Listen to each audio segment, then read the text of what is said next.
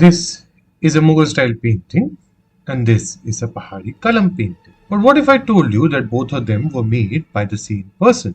How is it possible for a man to change his art style so drastically? That is the story of a maverick who lived in Garhwal in the 18th century. That is the story of Mola Ram. The genesis story of Garhwal's painting school is often claimed to have been laid by the accompaniments of Prince Suleiman Shikoh, the son of Dara Shikoh, as he sought refuge in Garhwal, then ruled by Prithvipat Shah in the year 1658. In his magnum opus Garhwal Vansh Kavya, Mola Ram recalls that where Suleiman was eventually surrendered, his accompaniments Shamdas and Hardas were retained. Hardas's fourth descendant was Mola Ram. Of course, history analysis shows in recent times that painting styles had definitely evolved independently. B.P. Compose pointed out that the entry of Ram Rai, the excommunicated son of the Sikh Guru Har Rai, had laid the seeds of the painting school in the Kumaon Garhwal region. However, the story is important because it tries to establish an ancestry for Mola Ram and his claim to artistry. To the third generation of Hardas's family, Mangat Ram bore the son Mola Ram in the year 1743. The family was sonar or goldsmith by profession and were based out of Srinagar, eventually moving towards engagement in art. An eccentric Mola Ram tended to present himself not as a painter but as a poet. In a painting titled Mastani, Mola Ram chose to describe himself as a poet and painter while describing the painting, driven perhaps by the consciousness of social hierarchy that being a painter brought with it at that time.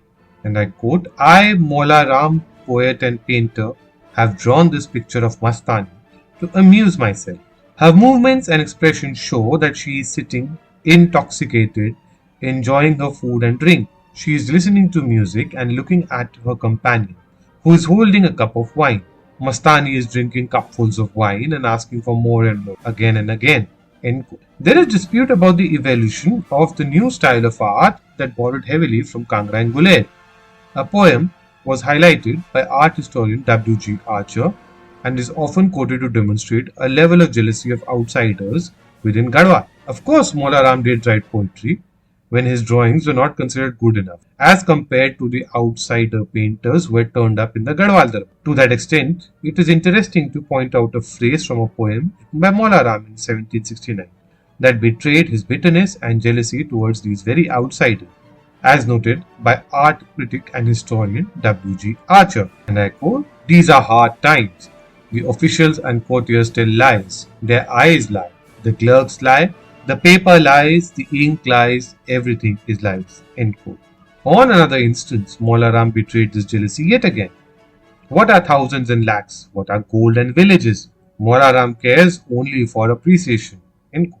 It can, however, be safely assumed that as the kings of Garhwal married into the royal families of Kangra and Guler among others, artists from the Punjab hills migrated along with the queens and their art would get more appreciation, birthing professional hierarchy and rivalry. This professional rivalry perhaps motivated Mola Ram enough to go to Kangra in 1770, at the zenith of the Kangra art school under Maharaja Sansar Chand Katoch, the grand patron of Pahari paintings.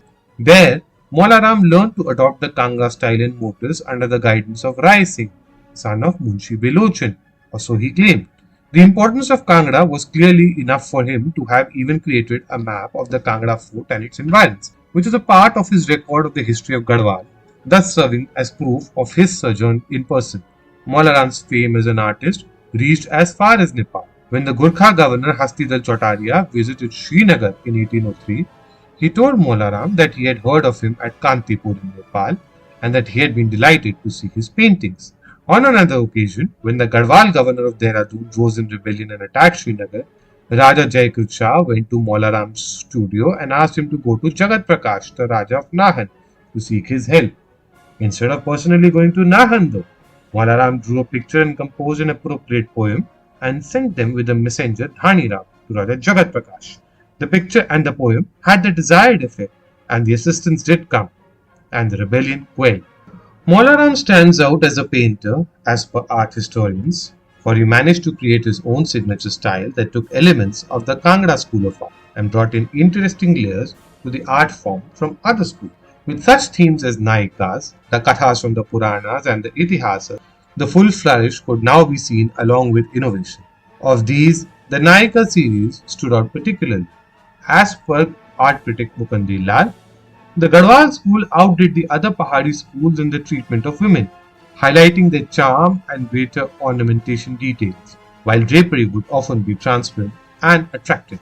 Some of his most well-known paintings today continue to be the Morapriya, or the Krishna lifting the Govardhana, the painting of Shiva, and many more. However, this was to last short, as the Gurkhas finally managed, after 9 years of continuous fighting, in establishing their supremacy over Garhwal. In his Rana Bahadur Chandrika, Mola Ram pointed out that the Gurkhalis started violating the terms of the 1792 treaty signed between the Gurkha rule and Garhwal within 2 years of it. Constant brutal raids, increasing royalty demands, and a weak ruler in the form of Pradyumna Shah had already caused much trouble. The 8th September 1803 earthquake in Garhwal in Kumaon proved to be the ruin of the region, as a scattered administration was unable to resist the Gurkhali troops that reached within 3 weeks of the earthquake. Even in the pillage and massacre that followed, which also saw the Garhwal king's death, the Gurkhalis were keen on enlisting the elite of Garhwal. As per the Regni series, Mola Ram had by then established himself as a reputed poet, philosopher, painter, and ideologue of Srinagar. Amar Singh Thapa, Chataria Hasti Dal Shah, and other Gurkhali commanders tried to win him over to their side. Pleased with his Gadaraj Vansh Kavya and other historical accounts, they reconfirmed Mola Ram's Jagir village, as well as the allowances he used to get from the kingdom of Gad. They assured him that he would be able to get back his concubine Lakshmi, who had been taken away by the forces. Hearing his refusal on that proposal, Amar Singh Thapa further awarded him with a horse, golden robes, weapons, and a gold headdress with his own hands. The Gurkhalis thus won over Mola Ram in this manner and consulted him in important matters. The golden times of Mola Ram, though, would come to an end rather fast. Within 12 years, the British would take over Garhwal following the Gurkha defeat in the 1815 Anglo-Gurkha War. Despite Gurkha heroics, Garhwal was freed and then partitioned. Mola Ram's Jagir was cancelled and the daily allowance to the artist family was discontinued. Instead, Jwala Ram, his son, was appointed clerk to Sir Henry Ramsay, the first British commissioner of Garhwal and Kumaon. The other descendants of Mola Ram became goldsmiths. Thus, the art of painting gradually disappeared from the family. Soon, madness would take over, and whatever paintings Mola Ram preserved in his studio, including his own and the ones he collected from the other artists of Garhwal, disappeared. Either they left Garhwal or were destroyed and mutilated by the two insane grandsons of Mola Ram. Many were sold off, and few were left to be preserved. Whatever we have, though, today remains a testament to a polymath who raised himself from nothing to a position few would ever imagine within a lifetime. The rise and fall of Mola Ram remains a story of wonder and excitement.